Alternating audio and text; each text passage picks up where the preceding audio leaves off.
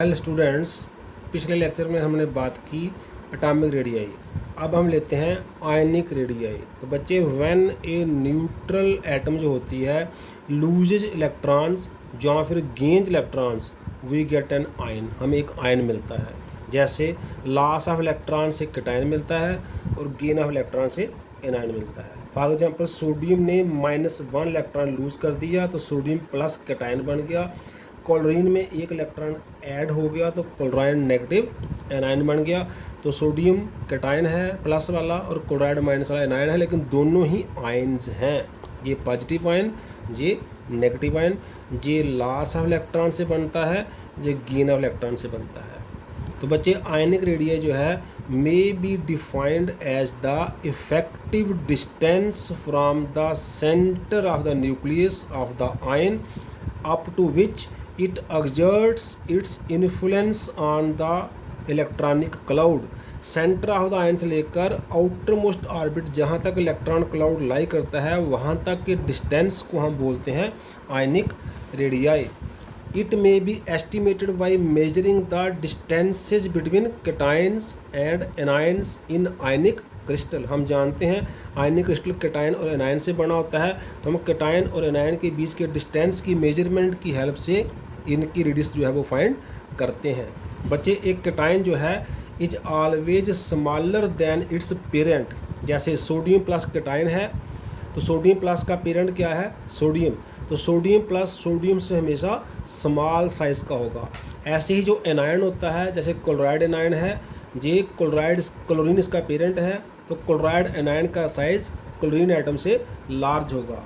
तो कैटायन का साइज़ जिससे वो बड़ा है उस मतलब पेरेंट से छोटा होता है, और एनायन का साइज़ पेरेंट से लार्ज मतलब बड़ा होता है। तो एक कैटायन जो है is always smaller than its parent atom, whereas anion is always larger than its parent atom. जैसे सोडियम का एटॉमिक साइज़ अप्रॉक्सीमेटली 186 पिकोमीटर है, सोडियम प्लस का बहुत ही लेस हो गया 95 पिकोमीटर।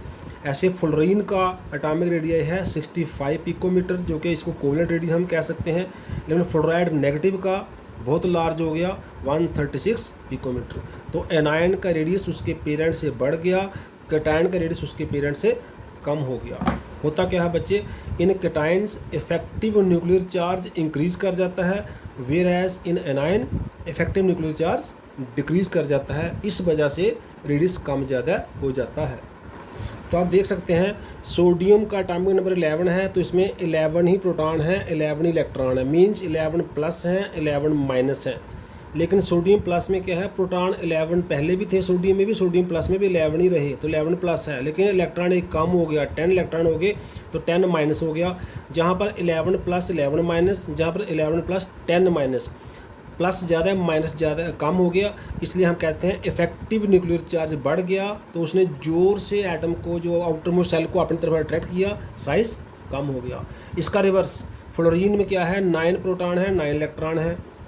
लेकिन फ्लोरीन माइनस में क्या है, प्रोटॉन तो 9 ही रहे पर इलेक्ट्रॉन एक बढ़ गया, 10 इलेक्ट्रॉन हो गए। तो जहाँ पर 10 इलेक्ट्रॉन के लिए 9 प्रोटॉन है, मीन्स इफेक्टिव न्यूक्लियर चार्ज कम हो गया। जहाँ 10 इलेक्ट्रॉन के लिए 11 प्रोटॉन है, इफेक्टिव न्यूक्लियर चार्ज बढ़ गया।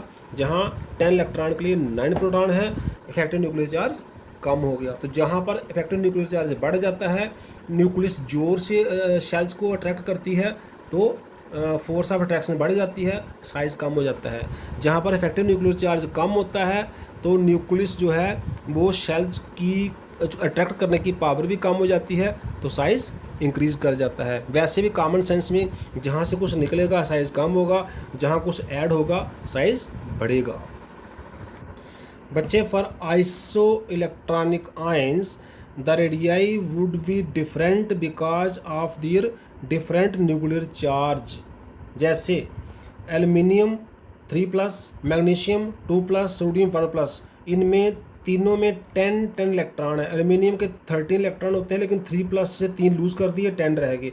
मैग्नीशियम के 12 इलेक्ट्रॉन है, 2 लूज़ कर दिए, 10 रह गए। सोडियम के 11 इलेक्ट्रॉन है, 1+1 लूज़ कर दिया, 10 रह गए। तो ये तीनों हो गए आइसो इलेक्ट्रॉनिक स्पीसीज। तो क्या होता है, इनके एटॉमिक रेडिया आयनिक रेडिया डिफरेंट है। सबसे कम रेडिया है एल्युमिनियम का, उससे ज़्यादा मैग्नीशियम का, उससे ज़्यादा सोडियम का। उसका कारण क्या है कि एल्युमिनियम का इफेक्टिव न्यूक्लियर चार्ज 13 है, इसमें 13 प्रोटॉन है।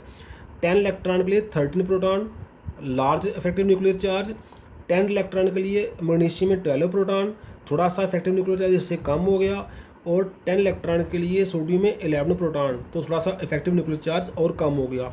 तो एल्युमिनियम, मैग्नीशियम और सोडियम में सबसे ज़्यादा इफेक्टिव न्यूक्लियर चार्ज किसका है? एल्युमिनियम का। तो सबसे कम रेडियस भी इसका है। तो इसका रेडियस कैसे बढ़ रहा है? एल्युमिनियम 3+ सबसे कम, फिर मैग्नीशियम 2+, फिर सोडियम 1+। तो आइसो इलेक्ट्रॉनिक स्पीशीज में जैसे जैसे पॉजिटिव चार्ज बढ़ता है एटॉमिक रेडियस कम होता है, क्योंकि इफेक्टिव न्यूक्लियर चार्ज बढ़ता है। तो तभी हम कह सकते हैं the cations with greater positive charge will have a smaller radius because of greater attraction of the electrons towards nucleus, क्योंकि उस न्यूक्लियस का इफेक्टिव न्यूक्लियर चार्ज बढ़ चुका है, जिससे अट्रैक्शन भी बढ़ चुकी है, साइज कम हो चुका है।